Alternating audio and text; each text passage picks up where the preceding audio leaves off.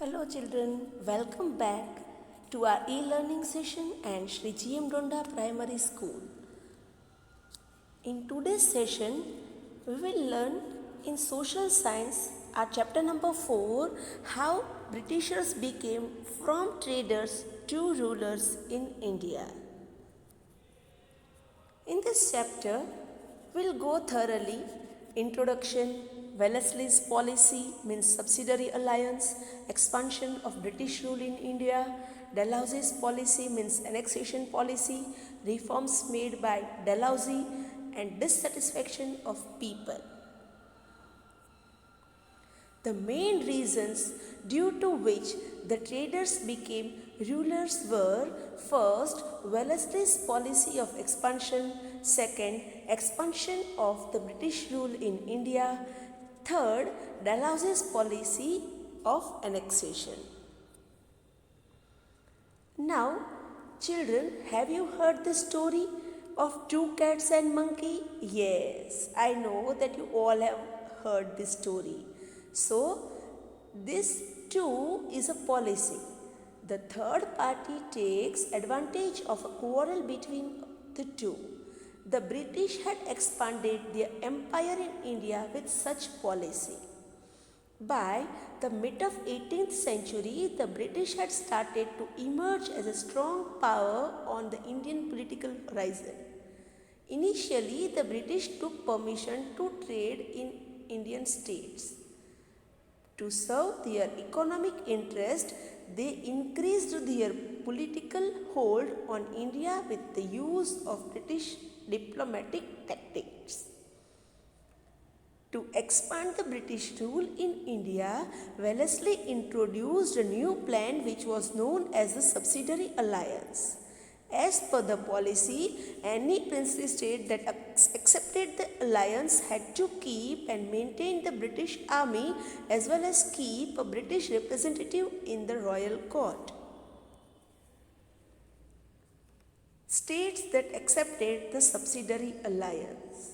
The Indian states that became the victims of the subsidiary alliance were Hyderabad, Mysore, Ayodhya, Jodhpur, Gaikwads of Vadodara, Peshwas of Pune and Sindhyas of Gwalior.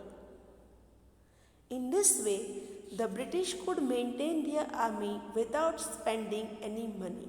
However, the princely states were not allowed to utilize the army at their own will. This system, which made many kings feel secure in the beginning, made them feel enslaved and threatened. Subsidiary alliance acted like a slow poison for the princely states of India. The Indian states that became the victims of the subsidiary alliance were Hyderabad, Mysore, Ayodhya, Jodhpur, Gaikwads of Vadodara, Peshwas of Pune and Sindhyas of Gwalior.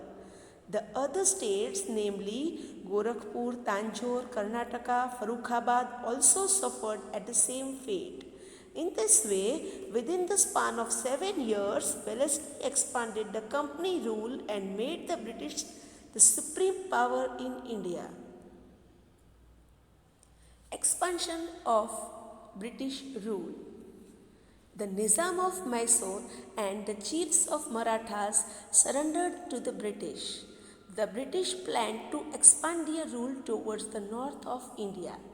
After finalizing the subsidiary alliance treaties with Mysore, Nizam of Hyderabad and Maratha chieftains, the British moved towards northern part of India. Maharaja Ranjit Singh. Ranjit Singh was a strong ruler of that time. He had set up a strong army with the help of European officers for the protection of his state. He had attained victories over many nearby states.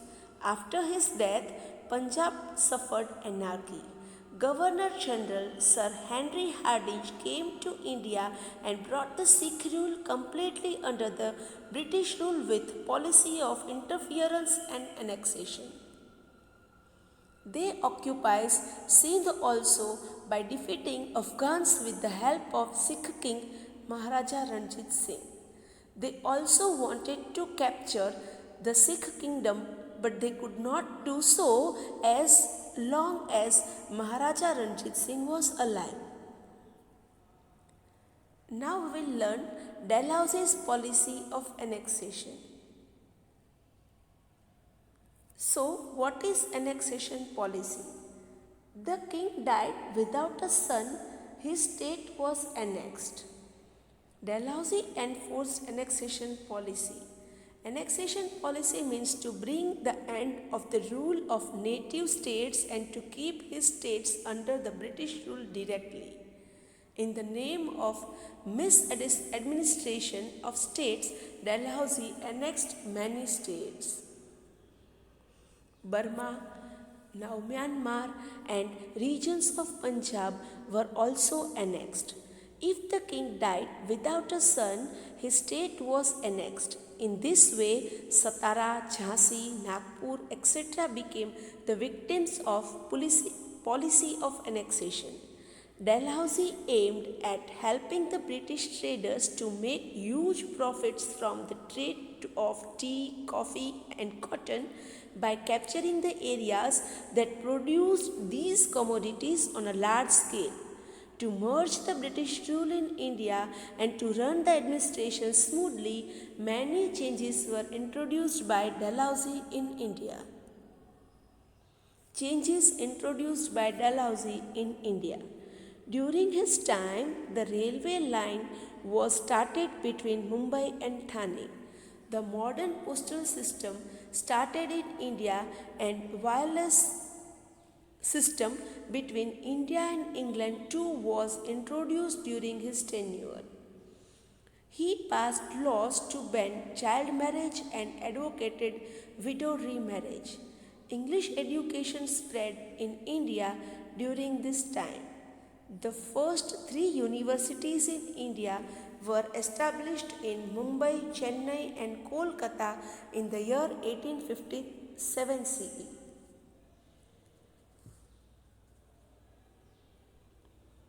The dissatisfaction arose in the whole country due to subsidiary alliance and annexation policy.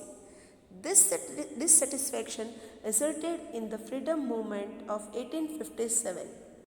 Children, I hope that you understood the chapter and you also came to know that how the Britishers came to our country for the purpose of trading and how they became the rulers of our country.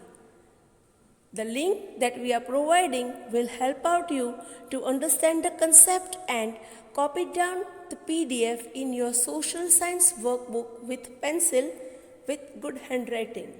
It's time for me to say you goodbye, children. Thank you. Stay home, stay safe. Goodbye.